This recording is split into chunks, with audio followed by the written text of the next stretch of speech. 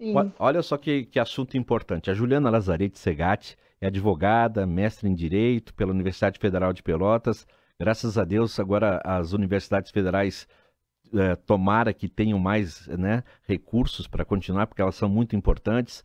Graduanda em Psicologia pela mesma instituição, integrante do grupo de estudos Direito, Educação e Vulnerabilidade Social, trabalha com as temáticas da violência doméstica e homens autores de violência e coautora do livro Da Punição à Educação, Grupos Reflexivos de Gênero e Acesso à Justiça.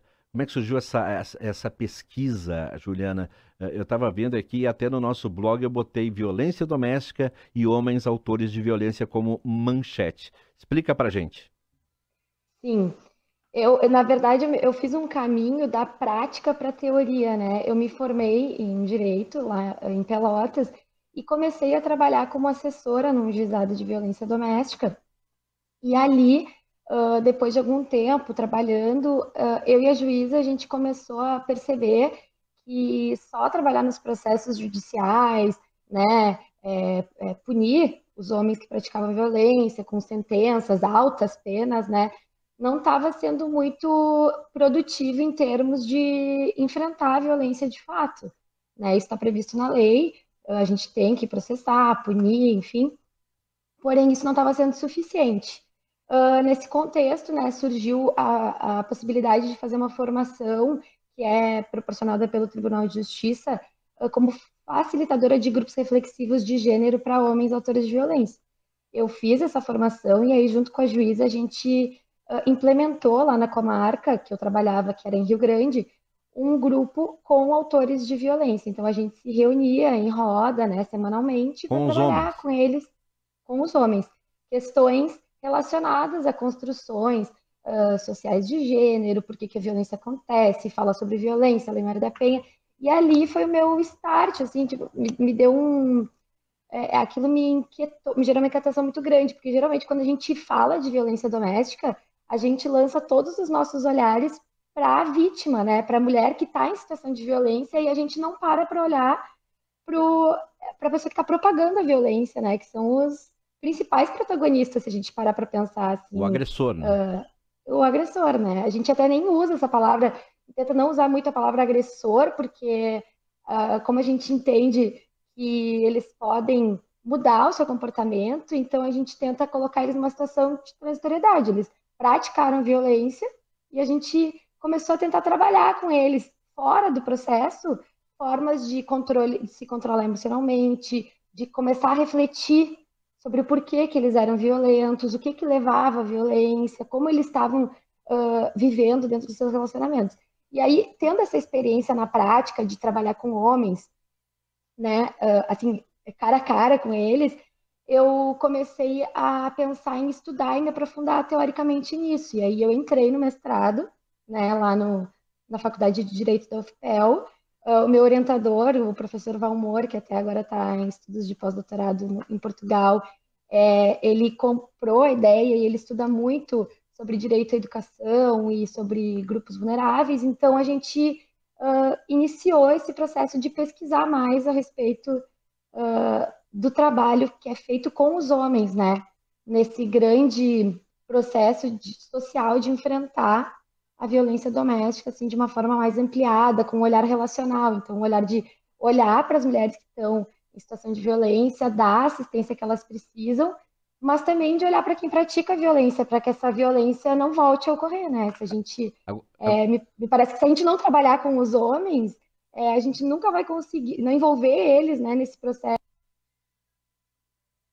nós perdemos o áudio da Juliana aqui, caiu, ela caiu aí a nossa linha, mas 9h24, daqui a pouquinho a gente tenta retomar o contato de imagem, né, e de som com a Juliana Lazarete Segatti, que está fazendo um trabalho, o assunto aqui é um trabalho muito bacana, violência doméstica e homens autores de violência.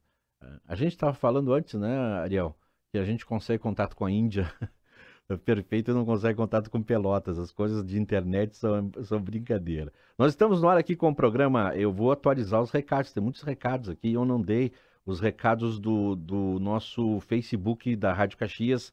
A Marisa Fórmulo, grande Marisa Fórmulo, ex-prefeita de Caxias, mandando abraços. A Marta Ravizoni, bom dia, que Deus abençoe a todos neste domingo. Quem mais? A Vera Maria Casale, bom dia, Alberto e Margot, bom dia, Vera, um beijão para ti. O Tachinha, Luiz Antônio Ceruti.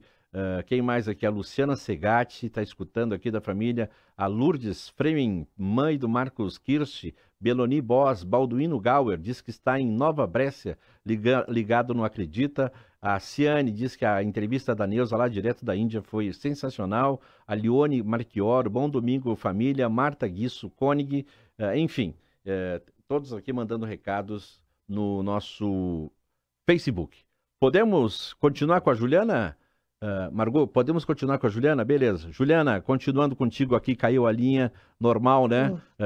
Tá chegando o 5G, mas a gente não consegue, às vezes, fazer as transmissões. A minha pergunta agora, a curiosidade é o seguinte: como é que vocês convencem os homens a participarem desse tipo de trabalho? Porque sempre é mais difícil, né? Sim, sim. Na verdade, quando a gente iniciou esse trabalho, era um convite feito pela magistrada, né? Isso foi lá em 2018. Era um convite feito pela magistrada e eles não eram obrigados. Então, só iam aqueles que realmente estavam interessados, o que era muito bom porque facilitava o trabalho, né? Posteriormente, 2020, foi incluído na Lei Maria da Penha como medida protetiva o encaminhamento do homem autor de violência para grupos desse estilo, né? Então, Sim. a partir de 2020, os juízes puderam começar a incluir como uma determinação judicial, como medida protetiva, né, em favor da mulher, que o homem participasse de grupos como esse. Então, ali, ele passou a ser obrigatório para aqueles que recebiam essa medida protetiva, E né? qual é a Então, reação deles sendo obrigatório isso? na verdade, muitos se sentem como, eu não devia estar aqui, porque geralmente a medida protetiva ela acontece logo após uma denúncia na delegacia, né? Então, a mulher ela sofre a violência, vai na delegacia e faz o registro de ocorrência e faz o pedido de medidas protetivas e isso vai para o judiciário. E o judiciário, então, dá as medidas e uma delas pode ser o encaminhamento desse homem. Então, isso é muito recente, né? Em seguida dos fatos que levaram as pessoas envolvidas ao judiciário, então muitos se sentem injustiçados, não entendem por que estão ali, e então é um trabalho às vezes difícil de a gente conseguir explicar para eles o porquê que eles estão ali, né? Mas assim, geralmente depois de quebrar essa desconfiança inicial, porque ali os grupos eles não são para julgar ninguém, né? Eles são um momento de a gente possibilitar a reflexão. Então todo o nosso argumento é assim, no sentido de que aquilo deve ser visto como uma oportunidade também, porque às vezes a forma como o homem ele se comporta, o descontrole emocional, a inabilidade emocional para lidar com conflitos e tudo mais, é algo que prejudica ele não só nos relacionamentos, mas na sua vida como um todo, no trabalho, com amigos, com outros familiares, né?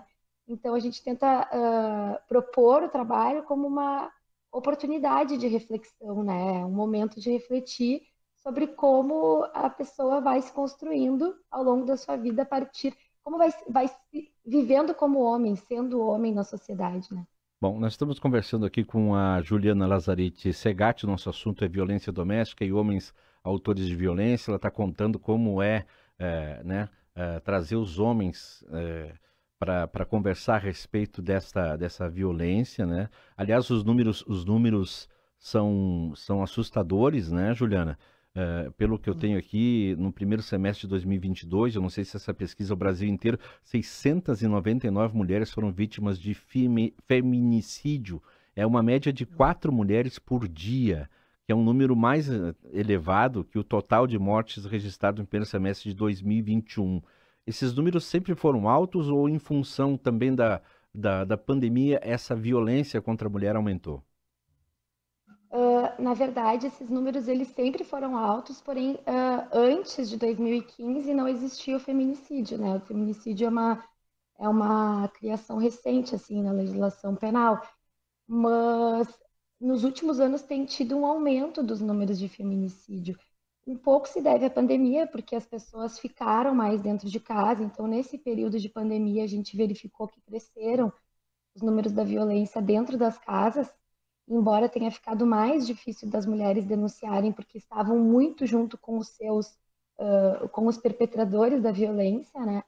Mas também tem aí uma questão que eu acho que é mais, tá mais embaixo ainda, que é essa mudança cultural que a gente vem assistindo e o quanto que se tem falado sobre isso, o quanto as mulheres têm buscado mais sair dos relacionamentos violentos e o quanto isso também tem afetado os homens que não conseguem sair dessa cultura mais arcaica, né, mais possessiva. Então acho que tem um pouco de cada coisa, assim, também o armamento, né. Claro que os números eles não permitem que a gente faça uma conclusão direta Sim. Até em porque relação a armas. porque deve haver nesse assunto muita notificação, né? Muita gente que, Muitas. muita mulher que é agredida e acaba não fazendo o registro policial. Sim, e isso é o mais assustador, né? E até essa é uma das nossas preocupações, porque os números eles são muito altos. E a Lei Maria da Penha foi promulgada em 2006, ou seja, nós já temos uma certa caminhada de proteção à mulher na lei, né? E mesmo assim os números não baixam, eles só aumentam, só aumentam, só aumentam, né? Sim. Então a gente tem que começar a olhar que está acontecendo? Porque as mulheres elas têm denunciado mais, a gente tem feito campanhas, a gente tem falado mais sobre isso na mídia, né? Eu mesma, quando eu estava na faculdade, não se falava muito sobre isso, né? Hoje é um dos assuntos que estão sempre na agenda do dia. E mesmo assim, os números não diminuem. Eles têm aumentado muito, os feminicídios têm aumentado de forma assustadora. No Rio Grande do Sul, da mesma forma, segundo a Polícia Civil, em 2022, aumentou 10% o número de homicídios em relação a 2021. 10%? E nós Poxa. não estamos, aí nós não estávamos mais assim, isolados em casa, né? Então, isso. Essa questão da medida protetiva, como era antes, né? Ah, manter distanciamento, mesmo as delegacias sem estrutura nenhuma para receber uma mulher que sofreu violência, enfim, isso tudo colabora para numa outra agressão ou possível agressão contra a mulher não fazer agressão, porque assim, tem que dar essa estrutura, delegacia da mulher, porque caso contrário, ela vai fazer uma denúncia na frente de homens, às vezes é uma coisa constrangedora que as mulheres não querem enfrentar. Sim, sim, eu acredito que as polícias elas venham tentando se estruturar, né, tanto fisicamente quanto em termos de capacitação de pessoal, para que sejam melhor preparados para receber as mulheres que estão em situação de violência. Mas a gente sabe que na realidade isso ainda não deixa muito a desejar, né? A gente não é incomum a gente ouvir reclamação de mulheres que chegam numa delegacia e sofrem novas violências por parte de quem deveria protegê-las, né? Então, acho que a gente também tem que pensar na capacitação dos profissionais que estão lá na ponta dando os primeiros atendimentos para essa mulher que está nessa situação É de verdade, vulnerabilidade. eu acho que isso tem que evoluir muito, né? Os servidores da área de segurança têm que, têm que evoluir muito essa questão no atendimento à mulher que foi agredida, porque essa é uma reclamação, né? Quer dizer, a mulher Uhum. chega agredida numa delegacia, onde cheio de homens estão ali, não tem privacidade, não tem um local específico para conversar, para contar essa história, isso dificulta realmente. Existem delegacias da mulher, né, de atendimento à mulher, e, pelo menos na teoria, tem um espaço mais adequado para ouvirem essas mulheres, né? Mas a gente sabe que nos atendimentos de plantão, a realidade pode ser outra, principalmente em cidades menores, né?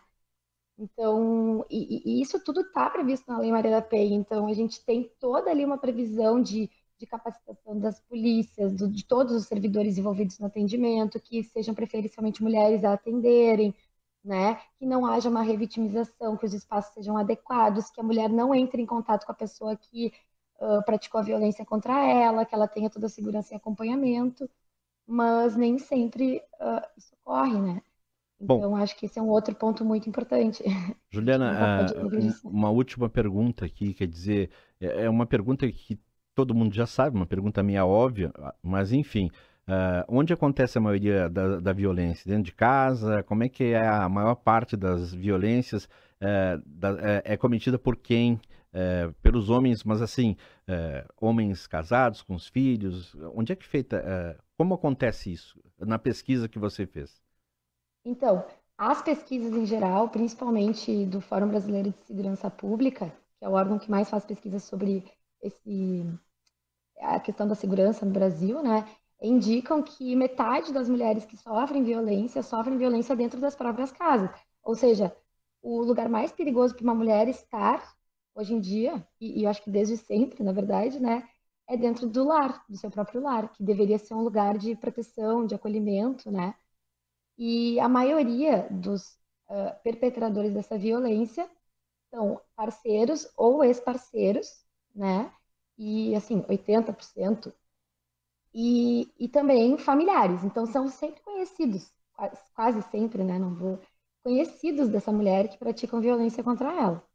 Ao contrário do que acontece com homens, por exemplo, que geralmente sofrem maior violência em vias públicas, praticadas por outros homens, né?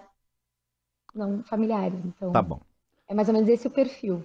Bom, para denunciar a violência contra a mulher, qual é o fone, Juliana? Bom, se a mulher está sofrendo violência naquele momento, ela deve ligar para o 190, e é o telefone da Brigada Militar. Aí eles deslocam, né, para o local onde está acontecendo para poder socorrer a mulher que está em situação de violência. Se ela sofre uma violência que não é naquele momento, mas ela quer denunciar, ela pode ligar também para o 180, que é um canal específico para denunciar violências contra a mulher.